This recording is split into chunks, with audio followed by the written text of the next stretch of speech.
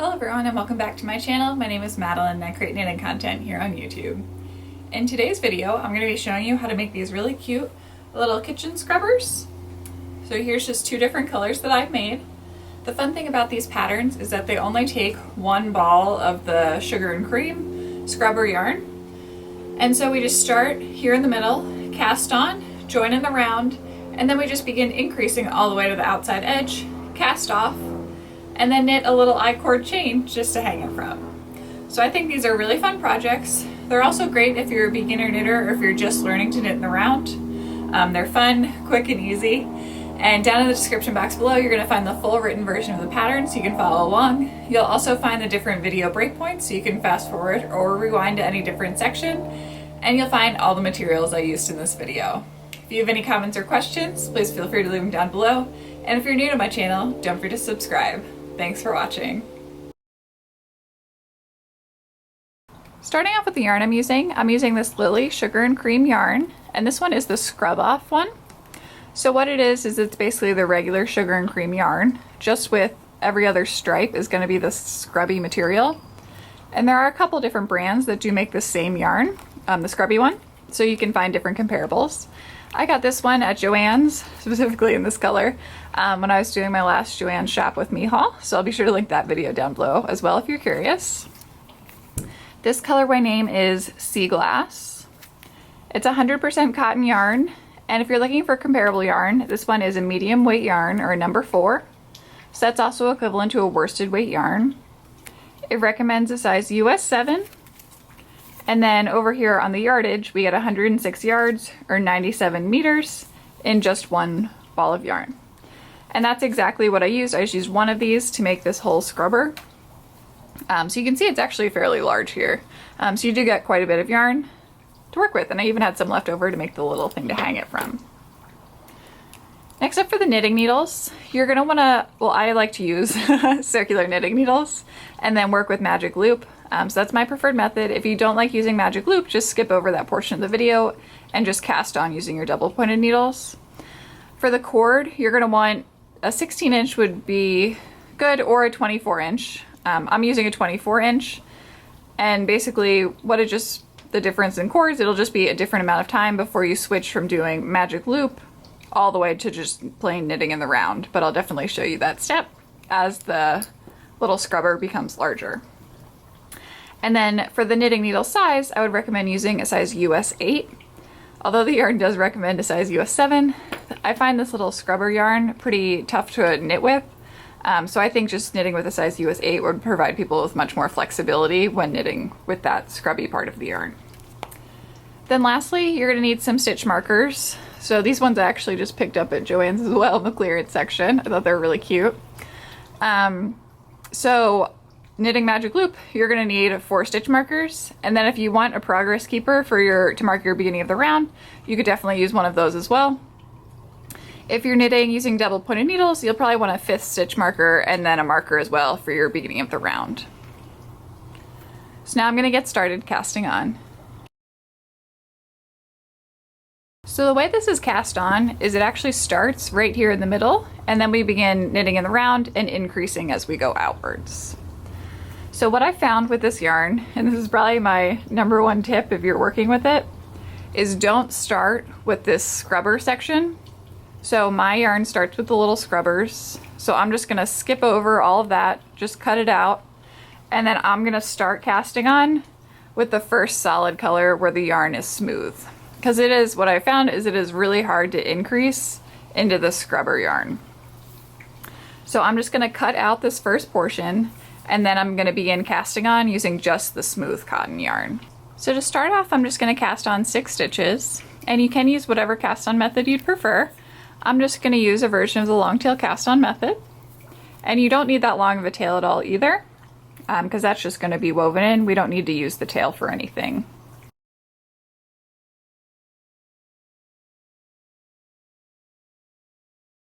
Okay, so now I have those 6 stitches cast on, and now I'm ready to begin for magic loop.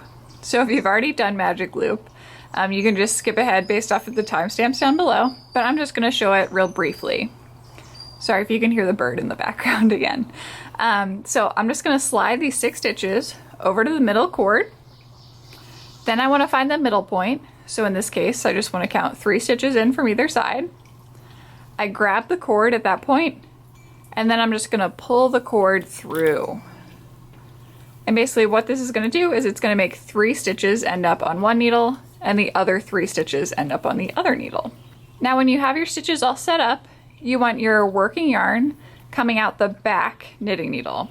So the way I do it is I kind of hold my 2 knitting needles parallel to the table, and then I just want my working yarn coming out the back knitting needle.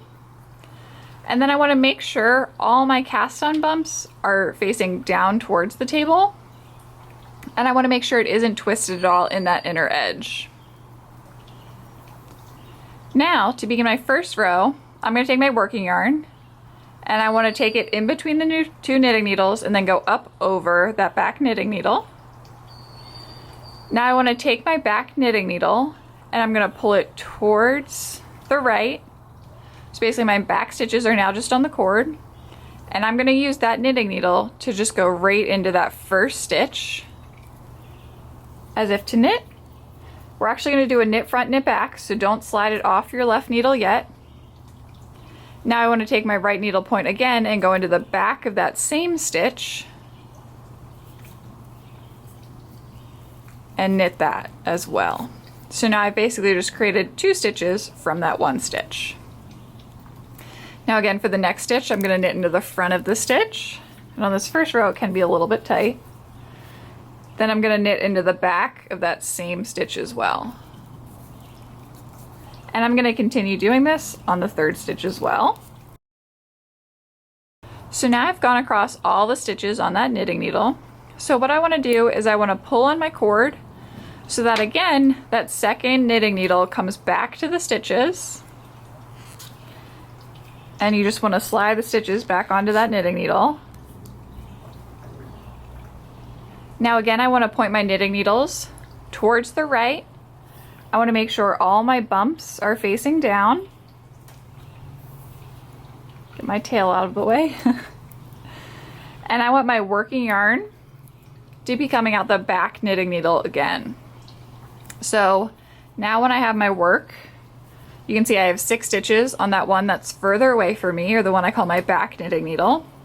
And then on my front knitting needle, I just have the 3 stitches. Again, I want my working yarn to come out up in between the 2 knitting needles and up over that back needle. So now again, the way Magic Loop works this time is I'm just going to take this back knitting needle, I'm going to pull it towards the right so that those back stitches end up on the cord. And now again, all the way across this side, I'm going to knit into the front and back of each stitch. Okay, so now I've finished going across that side, and now I have 6 stitches on each knitting needle. So now again, I want to pull that back cord so that the back 6 stitches end up back on a knitting needle.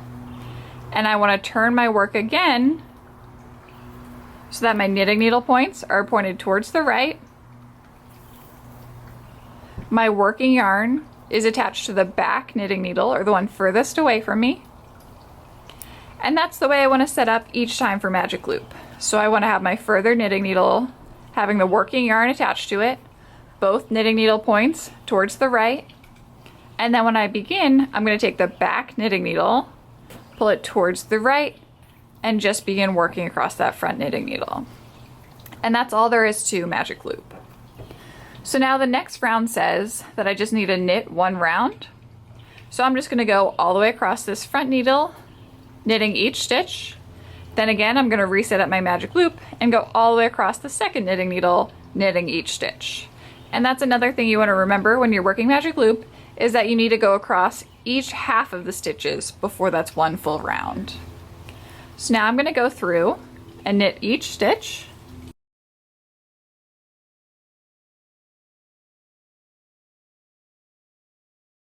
Now I just finished that full knit round. So again, on the next round, I want to knit front, knit back into each stitch again. So now I'm going to turn these 6 stitches into 12 stitches on both sides, and I'll have a total of 24 stitches by the time I finish this round.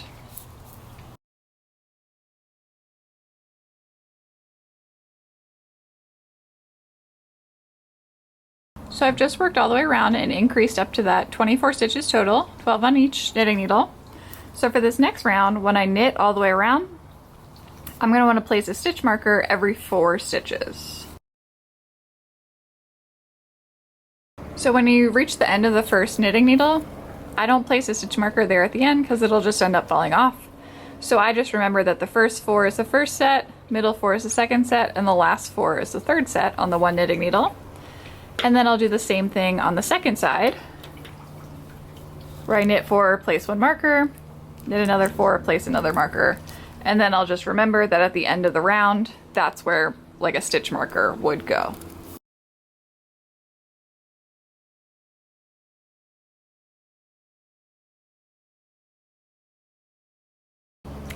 Okay, so now that those stitch markers are in place, we're all ready to begin our repeats of the pattern. So the way the pattern's going to work is you're going to do 1 increase round, and then you're just going to knit 1 full round. And you just want to keep on alternating between those two until basically you either run out of yarn or you have just about enough yarn. I had just a little bit of weight left over, so I just left that yarn to make the little thing to hang it from. So how the increase round works is I'm gonna knit the first stitch, and then I'm gonna increase 1 stitch. So the way I do that is I stretch out my work a little bit, and then I'm gonna take my left knitting needle point, and I'm gonna go from front to back underneath that bar in between the stitch I just worked and the one I'm about to work, from front to back. Then I'm gonna knit into the back of that loop. Then I'm going to knit until 1 stitch before the next stitch marker. Basically I have 1 stitch left before that next marker. And now I'm going to increase again. This time I'm going to go from back to front underneath that bar, and then I'm going to knit into the front of that stitch. Then I'm just going to knit the last stitch. So now you see there, instead of having 4 stitches, I have 6. So now again I would pass my stitch marker and I would work that repeat again. So to show it one more time, I'm going to knit that first stitch, then I'm going to increase using that little bar down there at the bottom. So I want to go from front to back, then knit into the back, knit until 1 stitch before the next stitch marker, then go back to front underneath the bar, knit into the front of that loop, knit the final stitch. Slip my marker, and now again at the end of this one, because I'm working magic loop, there is no stitch marker, but again I would just work until there's 1 stitch remaining. I'd knit the first one, do the increase, knit until there's 1 stitch remaining, do the increase there, and then knit the final stitch, turn my work, and then continue the increases on the other side. Then after I finish this round, I'm just going to knit 1 full round. And that's all I do to create this circular pattern, is I just keep on alternating between an increase round and a straight knit round. Now there is one thing I will say about this yarn, and this is just something that I found, is that it's really hard to increase into a round where the previous round was this scrubby material. So I found it's easiest that whenever it's the scrubbier material, that I just knit round after round and I skip the increases. So if you look on here, you really can't even tell that I skipped the increases. Like all the way in here, I was just knitting. I never increased. Then when I went back to the white fabric here, I went to alternating in between increase rounds and regular knit rounds. Then I reached the scrubby again, and I went back to alternating in between the two. Or sorry. Then I reached the next scrubby, and I just knit that whole portion. So that's what I found is easiest if you are using this scrubby material. Now, if you're just using the regular sugar and cream yarn, which doesn't have this extra stripe in the middle, I would just recommend you just keep on going in between the increase round and the knit round all the way through, because you don't have to worry about increasing into the scrubby yarn. That's just what I found is helpful, but it's really up to you. So now I'm going to continue increasing and knitting, alternating in between the two, until I'm ready basically to turn this from magic loop into just knitting in the round. A lot of times it happens pretty naturally, and it'll just happen basically when the work has reached a side to where it can easily slide along the cord. And if it ever happens where your work ends up in the side of the cord and you just need to find the center location again, You just want to count an even number of stitches in from each one of these. So here I'd want to do 4, and then I should have 6 on this side. Just find where the cord is, where you need to split it, and then just pull on the cord again, and you've redivided for magic loop. So again, I'm going to keep on knitting until I'm ready for that transition into just knitting in the round, and I'll definitely show you that step as well. So now I'm at the point where I don't really have enough cord left to divide for magic loop. So all I do here is I'm just gonna pull the back needle towards the right, and when I do that, I kind of lose the division over here. And now I'm just gonna work for a portion of this side. So let's say that's how far I wanted to work for, going across. Then I would just pull this cord again. So I'm pulling the one with the working yarn attached to it. And then I can just slide the stitches over again and keep on knitting. And that way I can essentially knit in the round without my work being big enough to take up the whole knitting needle. So again, just to show you, like if I were to stretch this out, it's not quite big enough yet. See how stretched out it gets over there? But eventually, as I keep on increasing, I'll be able to just knit in the round, and I won't even have to worry about the magic loop. And now the other thing I want to recommend too is when you transition from the magic loop to knitting in the round, you do want to make sure to add the extra stitch markers. So you want to add one for where, I can tell just based off where the lines are, you want to add one for the middle of the round, and then you also want to add a different one for the beginning of the round. But yeah, I'm just going to keep on working again until I have about one color left. So it looks like on this yarn, my final color might be the white or this green scrubby one. So I'm going to keep working until I have about one full color left, and then I'll be using that one full color to do my cast off edge. I've now reached the final color on my ball of yarn. So the final full color is going to be this scratchy, I think this one's like a striped, like I start out with one. So I'm going to be using this final color to cast off, and then it looks like I have a little bit of the white yarn left over after that. So that's going to be what I make the little hook out of. Now to cast this off, I'm going to be using a really stretchy cast off method. The first thing I want to do is I want to take off my beginning of the round stitch marker. Then I'm going to knit the first stitch, knit the second stitch. Then I want to take my left needle point and go into the front of both those two stitches I just knit. Wrap my yarn around the back knitting needle, just as if I were to knit them. Pull that stitch through. Oops. And now I would just want to leave that stitch on my right knitting needle. Now again, I'm going to knit one stitch from my left needle. I'm going to take my left needle point and go into the front of both of those stitches. Wrap my yarn around as if I'm doing a knit two together. Pull it through. And then I just repeat that over and over again. So I knit one stitch from the left hand needle, put the left needle into the front of the stitch I just knit and the stitch before that. Wrap my yarn around and pull through. And you can see as I'm going along, I'm casting off. But what's nice about this cast off method is that it does provide a really nice stretchy edge. So it'll make the little scrubby towel be in really nice shape. So now I'm going to continue doing this all the way around the outside edge, and then I'll come back and show you how to make the little loop to hang it from. So to start off, I'm just going to cast on 3 stitches, and you don't need too long of a tail. I'm just going to leave about 6 inches or so just to tie it on and weave that in later.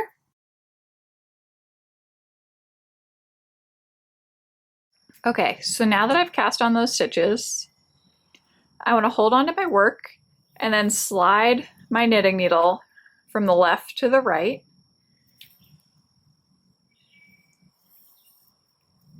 And now I'm just going to begin knitting into this side, knit all 3 stitches.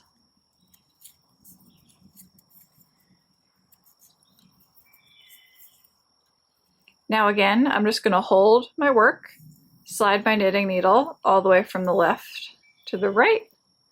And again, I'm just going to knit the next row. And you'll see that what we're doing is we're basically carrying the yarn across the back to knit that first stitch. So what this is going to do is it's essentially just going to make a little tiny cord almost that we can then just loop around and seam onto our work. So I'll show you what it looks like after a couple of rows. So this is what it looks like so far. And if I turn it around to the back side, you can see there's just that little slight opening, and that's just where I pull the yarn across to the other side. So you can continue doing this for essentially however long you'd like to, or however long your yarn allows you to. And then all I do once I'm finished is I just cast off the 3 stitches, and then I just seam it right on to the top point of the little scrubber.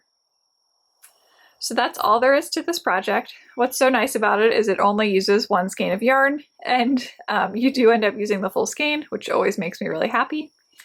So if you have any comments or questions, please feel free to leave them down below. Down in the description box, you'll find the full written version of the pattern. And if you're new to my channel, don't forget to subscribe. Thanks for watching, and I'll see you next time.